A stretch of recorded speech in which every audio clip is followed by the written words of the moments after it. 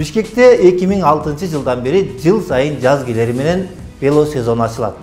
Ар жылы Бишкек мэриясы аталган акция тууралуу расмий маалымат булактарына жарыялайт. Быйыл да 3 апрелде Бишкекте адаттагыдай эле вело сезон улантылды. Бул жакшы. Расмий ачылышка маданият, спорт, туризм жана жаштар иштери боюнча департамент жетекчиси Мирлан Парханов баштаган бир катар чиновниктер менен ишкерлер катышты. Бул дагы жакшы. Саамалыктын негизги максаты шаарыбыздын экологиялык тазалыгын ойлоп, жол тыгынын азайтып, элди сергек жашоого үндөө. А реалдуулук кандай? Сиздер менен мен Сайпидин Султаналиев, сиз Темиров Лайв каналындасыз, биз менен болуңуз. Сиздер шаарыбыздагы көйгөйлөрдүн биздин канал аркылуу жарыяланып турушун каалайсызбы? Эгер кааласаңыз, анда бизге сиз да жардам бериңиз. Ал үчүн биздин Patreon'го жазылып коюңуз. Сиздин колдооңуз биздин иликтөөлөрдү жасашыбызга чоң өбөлгө. Чындыгында велосипед бир жерден экинчи жерге жетүүчү унаа гана эмес, ден соолукка пайдалуу спорттун көңүлдүү түрү. Адамды ашыкча салмактан арылтып, кыймылсыз жашоонун алдын алат. Жүрөк кан тамырларын жакшыртып, дем алуу жөндөмүн жеңилдетет. Булчуңдарын чыңап, муун ооруларынан сактап, шамдагайлык дененин тең салмактуулугун, ошондой эле интеллектуалдык өнүгүүсүн бекемдейт. Өнүккөн өлкөлөрдөгү мамлекеттик үлкөн кызматчылар велосипедчен жумуска катташы баарыбызды суктандырбай койбойт. Алардын өрнөгү Бишкектин шаар башчысына түркүнчөк болдубу же ошолордой эле көрүнгүлөрү келдиби? Айтор мындан 3-4 жыл мурда кала бийлиги велосипед тебүүчүлөр үчүн борбордун көчөлөрүндө сызыгын чийип, велосипедчендерге деген белгисин да коюшкан. Андагы расмий бийлик велосипед тепкендер үчүн жапатырмак шарт түзүүгө чакырган. Биз ар бир шаар тургунунун кызыкчылыгын жактайбыз.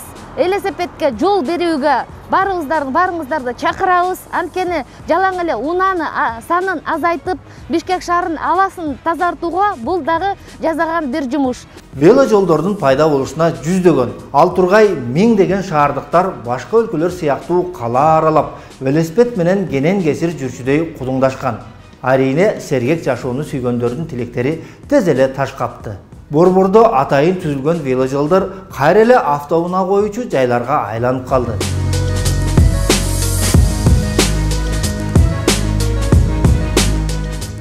Айрым жерлери болсо акы төлөнүүчү автостоянкаларга айланган.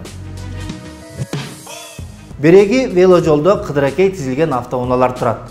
Эгер сиз велосипед менен шаар аралап калсаңыз, жергиликтүү бийлик түзмүш болгон шарт сизге ылайык келбейт.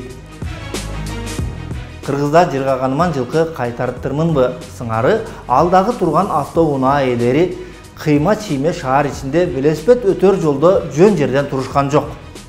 Анын себеби шаар бийлиги автоунааларды токтотор жай табууда иштин көзүн таба алышкан эмес. Биз шаар бийлигин сындап эле тим болбостон, аларга көйгөйдү чечүүнүн альтернативдүү сунуштарын так далилдүү көрсөтө кетүү үчүн дүйнөлүк практикаларга кайрылып көрдүк. Маселен, Германияда веложолго автоунаа тоскоолдук жаратпайт. Видеодо көрүнүп тургандай автоунааларды токтотууга велосипедченге жолтоо болбой турган жайлар даярдалган. Бирок ошол эле мезгилде велосипедчендердин жоопкерчилиги да каралган. А вот если проехать на красноцветном велосипеде, то это 60 евро. Велосипедчен адам каршы тилкеге чыкпай, автоунаалар кетип жаткан багытты көздөй гана тебүү керек. Жол чыракта кызыл күйүп турганда автоунаалар менен катар токтойт. Түнкүсүн сөзсүз түрдө фарын күйгүзөт. Мыйзам бузган велосипедчилер 30 евродон 200 еврого чейин айыпка жыгылат. Ата канат, өнүккөн өлкөлөр сыяктуу велосипедчендер тоскоолдуксуз жүргөн күнгө биз да жетип, сергек жашоого шарт түзүлсө гана. Же мындай нерсе кыялыбыздагы жомок боюнча калабы? Шаарыбыз автоунаадан чыккан түтүнгө оролбой тазалыкка бөлөнсө гана. Чоңдорубуз иштин көзүн эми гана тапкандай, чоң ачылыш жасагандай, расмий иш-чаранын ачылыштарында элдин чекесин чеч кылып кубандырат. 30 жылдан бери жалпыга жар салынган салтанаттарда биздин өлкөдө дүйнөлүк атаандаштыктан калбай, өнүккөн элдерден кем эмес өнүгүүдөбүз деген тариздеги жасалма саясат жүргүзүлүп келет. Калптын казаны кайнабагандай эле бизден аткан нерлер кожо көрсүн, эл көрсүн үчүн иш кылганды токтотушу керек. Расмий бийлик жаңы журтка жар салган саамалыктар бүгүн бар, эртең жок болуп кеткени көнүмүш адатка айланды. Керек болсо ушунун баары норма болуп калды. Өз калпына өзү көмүлгөн чиновниктердин иш стилдери да дайыма калп менен коштолуп келатканын көргөн элдин адеп ахлак ориентиринде жалган айтуу кадимки адатка айланып каларын коммунисттик доордон бери көрүп келатабыз. А карапайым калктан талап кылган адаттан дагы деле арыла албай жүрөбүз. Элден бир нерсени талап кылгандан мурда атка минерлерибиз ар бир жасаган ишине так болуп, өздөрү үлгү болчу күн качан келер экен? Урматтуу көрүүчү, сиз дагы көмүскөдө калып, көрүнбөй турган көйгөйлөрдү байкасаңыз, бизге кабарлаңыз. Сиз менен биз биргелешип аракет жасайлы. Сиздер менен мен Сайпидин Султаналиев болдум. Көрүшкөнчө.